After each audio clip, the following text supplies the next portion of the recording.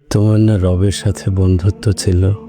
তুমি না মোনাজাতে ফুঁপিয়ে ফুঁপিয়ে কান্না করতে আর বলতে, হে আল্লাহ, আমি তোমাকে ছাড়া আর কাউকে চাই না। তাহলে এখন কেন তোমার রবের সাথেই বিচ্ছেদ? তুমি না তওবা করেছিলে? তুমি না আল্লাহর জন্য সব ছেড়ে দিয়েছিলে? তুমি না বুঝতে পেরেছিলে তোমার আসল ঠিকানা কোথায়? তুমি না মুমিন হতে চেয়েছিলে?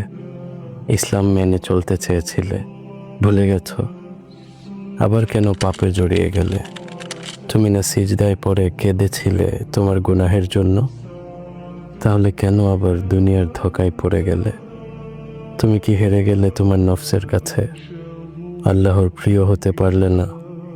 বারবার শয়তানের ফাঁদে পা ফেলছো। ব্যাপার না, এখনো সময় আছে।